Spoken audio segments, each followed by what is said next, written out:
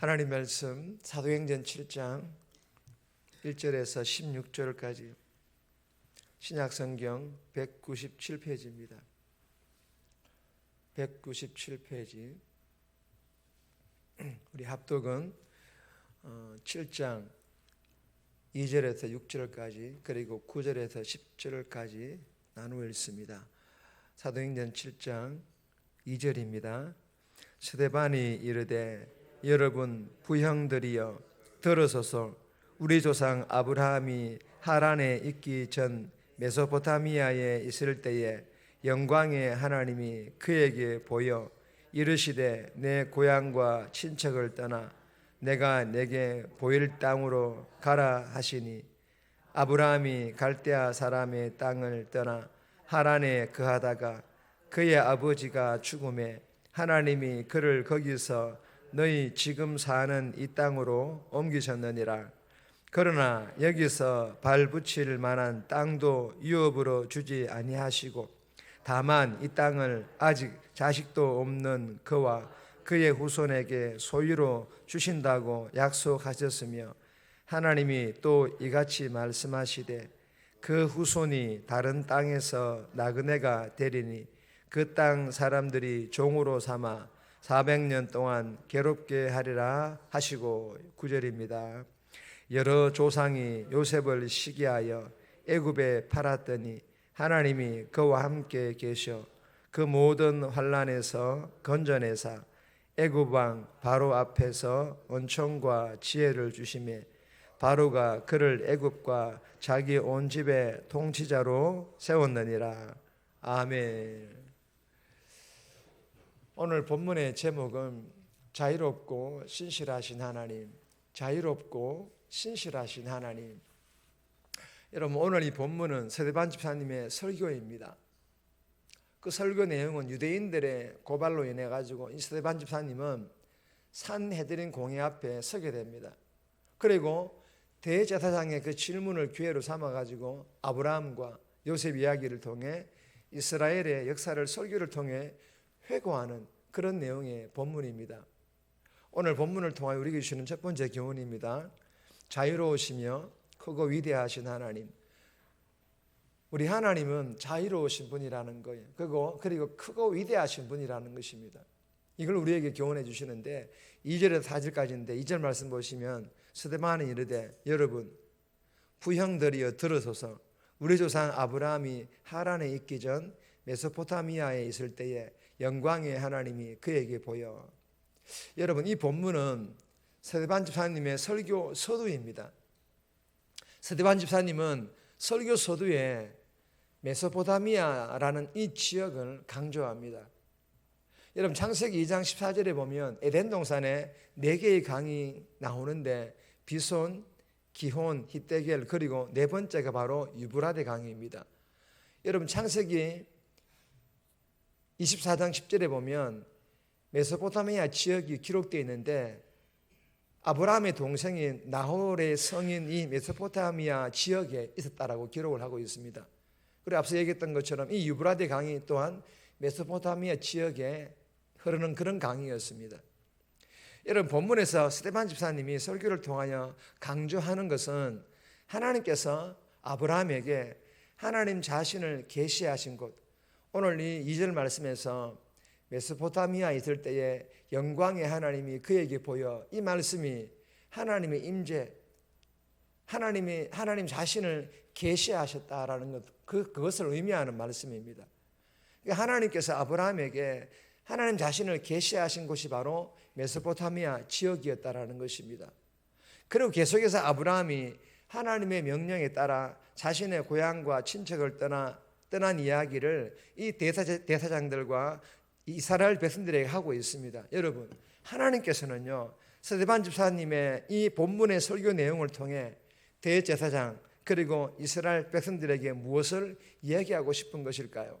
그것은 대제사장과 이스라엘 백성들이 집착하고 자랑스럽게 여기는 예루살렘과 또 그 성전을 넘어서도 하나님께서 자신을 계시할 수 있다는 것을 분명하게 이야기하고 싶었던 것입니다.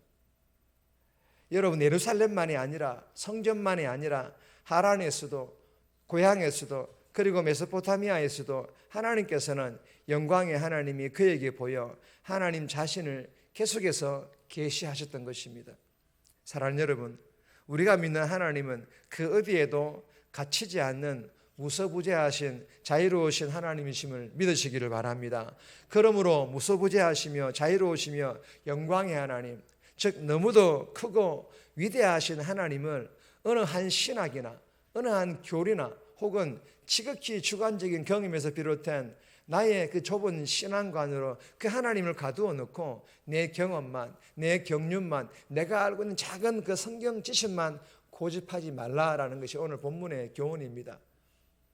자유로우시며 크고 위대하신 하나님, 그 하나님은 어디에도 계시지 않는 곳이 없음을 알고 우리가 있는 그곳에서 그 크고 위대하신 하나님과 함께 동행하며 그곳에서도 하나님 자신을 우리에게 계시하시며 하나님 임재를 경험하는 그런 복된 오늘 하루의 삶 살아갈 수 있기를 주님의 이름으로 축복합니다.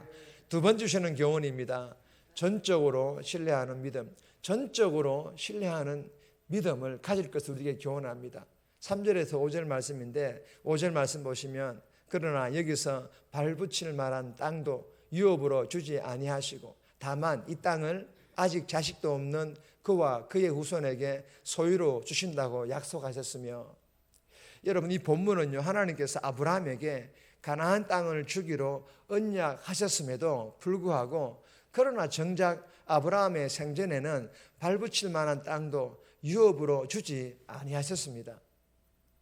그런데 여러분, 약속의 성취를 경험하거나 누리지 못함에도 불구하고 아브라함이 불평하거나 원망하지 않았을 뿐만 아니라 아브라함의 믿음이 위대할 수 있었던 것은 눈에 보이는 것에 의존하는 조건적인 믿음이 아니라 오직 하나님의 약속에 대한 전적으로 신뢰하는 믿음이 아브라함에게 있었기 때문입니다. 저와 여러분들에게도 아브라함과 같이 눈에 보이는 것에 의존하는 조건적인 믿음이 아니라 하나님께서 약속하신 이 하나님의 말씀을 전적으로 신뢰하는 그 믿음을 소유함으로 믿음의 사람이라고 칭찬 들을 뿐만 아니라 지금 비록 우리의 손에 주어지지 않는다 할지라도 그러나 언젠가는 하나님께서 반드시 그 약속을 이행해 주시고 우리의 두 손에 쥐어 주실 것들을 믿고 말씀대로 순종하며 그 말씀에 전적으로 신뢰하며 오늘도 살아갈 수 있기를 주님의 이름으로 축복합니다. 세 번째 주시는 교훈입니다. 내 인생의 고삐 하나님께 맡겨라. 내 인생의 고삐를 하나님께 맡길 것을 교훈합니다. 6절에서 8절까지인데 여러분이 6절 말씀 보시면 나그네가 되리니 종으로 삼아 400년 동안을 괴롭게 하리라. 무슨 말씀입니까? 하나님께서는요, 장차 아브라함의 후손이 하나님을 거역하다가 땅을 잃고 나그네로 사는 심판을 받을 것을 아셨지만 그럼에도 하나님께서는 이스라엘이 열방의 빛이 되게 하시는 계획을 결국 이루어 가실 것이기 때문에 아브라함과 그 언약을 맺으신 것입니다. 그리고 그 언약을 어떻게 이루어 가십니까? 하나님께서는 이삭과 야곱을 통해서 그리고 야곱의 그 12아들들을 차례로 주시지 않습니까? 왜 주십니까?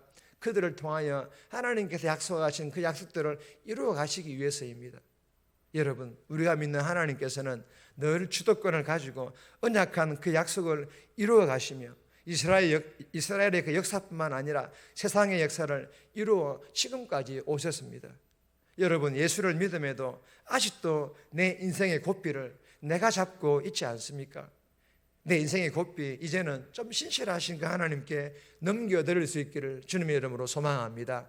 그래야 해서 정말 크고 위대하신 하나님 안에서 내 인생의 그 나그네 시간도 그 어려움의 시간도 잘 견뎌낼 뿐만 아니라 이겨낼 수 있기를, 그래야 주님께 영광 돌려드리며 하나님께 내 인생의 고삐를 주님께 온전히 맡겨드렸더니만 하나님께 내 인생을 이렇게 인도해 주셨다라고 간증할 수 있는 저와 여러분들의 삶이 될 수 있기를 주님의 이름으로 축복합니다.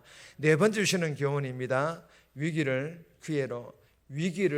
기회로 삼을 것을 우리에게 교훈합니다. 9절에서 16절까지인데 10절 말씀 보시면 그 모든 환난에서 건져내사 애굽왕 바로 앞에서 은총과 지혜를 주시매 바로가 그를 애굽과 자기 온 집의 통치자로 세웠느니라.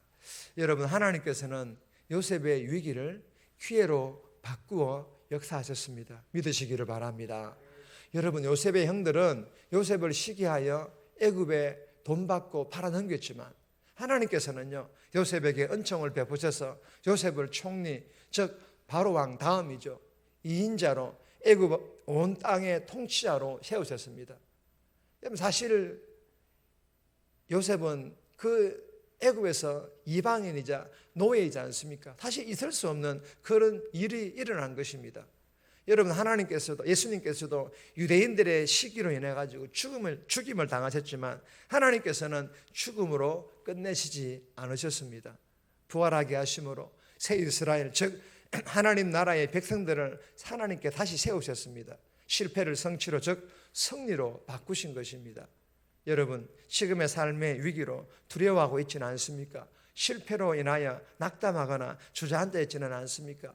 이 새벽에 주시는 은혜의 말씀을, 위기를 기회로 바꾸시는 하나님, 실패를 성취, 즉 승리를 바꾸시는 하나님이 내가 믿는 하나님이심을 믿고 오늘 하루도 두려워하지 않고 담대하게 살아감으로 위기를 기회로, 실패를 승리로 바꾸어 주시는 하나님의 놀라운 은혜를 경험하는 그런 복된 삶 살아갈 수 있기를 주님의 이름으로 축복합니다. 정리합니다. 자유로우시며 크고 위대하신 하나님을 나의 주관적인 신앙 안에 가두어 놓고 내 경험과 경륜과 내가 알고 있는 작은 성경 지식만 고집하지 않게 해달라고, 눈에 보이는 조건적인 믿음이 아니라 전적으로 신뢰하는 믿음을 소유하고 위기를 기회로 바꾸시는 하나님께 내 인생 고삐를 맡김으로 하나님의 인도하심을 받는 삶 살아가게 해달라고 이 새벽에 기도하며 오늘 하루, 이번 한 주간 살아갈 수 있기를 주님의 이름으로 부탁드립니다.